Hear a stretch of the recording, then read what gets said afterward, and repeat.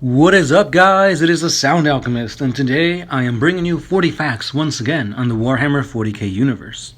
Now, today is going to be something special. Today we are talking about the weapons and war gear of the Emperor of Mankind.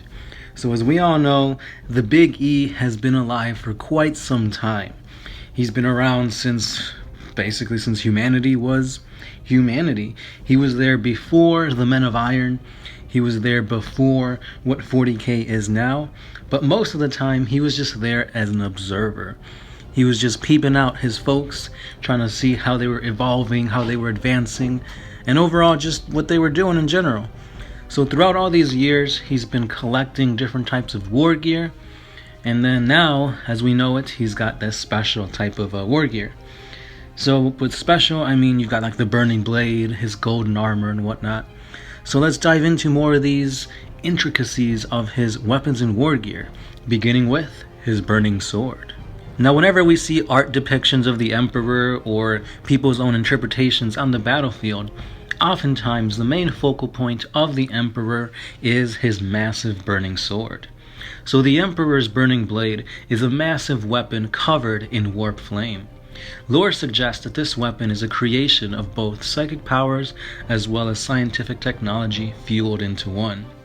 It is indeed masterfully crafted, and with the Emperor's massive warp abilities fueling it, none can survive its wrath.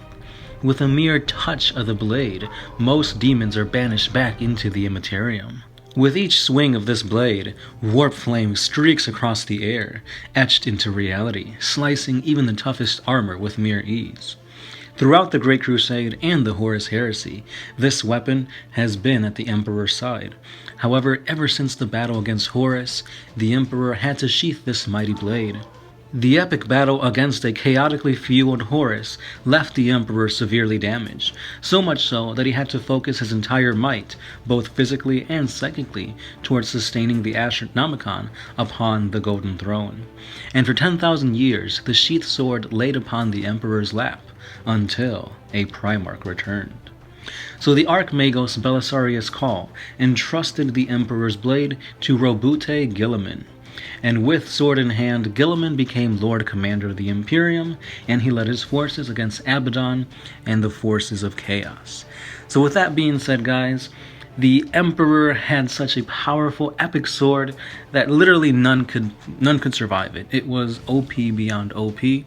So much so that the only reason why the blade wasn't used was because it couldn't be used by anybody else except a Primarch.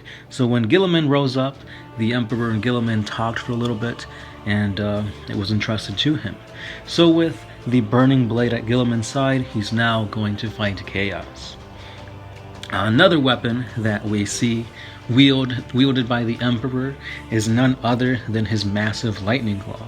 So in many images, you see the Emperor clad in golden armor with an aura of holy light, and also he has a sword at hand. But on his other hand, he has a massive power claw. So this claw weapon is shaped like that of an eagle's talon, hence the Imperial Aquila, in the name of his bodyguards, the Emperor's Talon. So with this, it can be inferred that his Talon lightning claw is similar to that of Horus, but most likely it is a stronger variant of Horus's Talon. Not much is known about the Emperor's Talon lightning claw, but again, since it's wielded by the Emperor, we can infer that it's pretty OP, it's really strong, and you know, he was good in close combat with that burning blade and the Talon. He could pretty much take on anybody in close combat, and in range, he's got his psychic powers, so mind bullets galore. So let's move on to his golden armor. So his armor is highly adorned and it's pretty powerful. Once again, not much is known about this armor. It's not as indestructible as one would think, since Horus was known to break it during their fight. So he was placed upon the Golden Throne, and this armor was then broken down, and it was then integrated into the Crux Terminatus. So the Crux Terminatus is the badges of honor that Terminators wear. Now these next couple of images are indeed the Emperor, but they're in a whole new light. Usually you don't see the Emperor outside of his golden armor, but in this picture here, you see him clad in what looks like an early style of Astartes power armor, Maybe he wanted to be more stealthy or move a little bit faster. I'm not 100% sure, but one thing of note is that he does have a bolt pistol, it looks like. So why the Emperor would need a bolt pistol? I don't know, maybe he's just taking it easy. He's not wanting to use his psychic powers. No claw. I don't know. It's probably just a stealth mission or something like that. And now moving on to another image we see here is when the Emperor was fighting what appears to be a dragon. So a lot of lore and a lot of speculation and theory suggest that this dragon might have indeed been a weakened void dragon, Catan of the Necrons. So that being said, this whole goes with the whole theory saying that the Emperor slayed the Void Dragon and captured him, brought him to Mars, and that's how Mars' technology flourished and whatnot. However, in this image, the Emperor was known to fight using a spear. So again, it shows that the Emperor is not always in his golden armor. And that makes sense because if he was in his armor throughout the entirety of the human race, he would have stuck out. But yeah, anyway, you could say that another of the main weapon that the Emperor had was his forces, his army. The Space Marines were a great weapon that he used throughout the entire Great Crusade and Horus Heresy, as well as his Primarchs and, the whole Imperial Guard or Astra Militarum, whatever it is you want to call them. So yeah, the Emperor has a lot of weapons at his disposal. He is, after all, the greatest psyker of them all. So yeah. And that's pretty much all I've got on the weapons and war gear of the Emperor of Mankind. If you guys think I left something out, if you guys have a little bit more information on his Talon or his actual golden armor, or if you've seen the Emperor wield another weapon such as that spear or that bolt gun, let me know down in the comments below. And yeah, that's pretty much all I have. So again, guys, this was a awesome time researching information on the Emperor. One thing that surprised me was that picture of the Emperor in black and white with that power armor on. I've never seen him wear something like that before, and I didn't really hear anything about that, so that was pretty cool. But yeah, guys, I know one of you requested more info on the Emperor, so that's why I dove into this. So there you go, guys. Ask and you shall receive. And that being said, let me know again in the comments what other topics you want us to cover.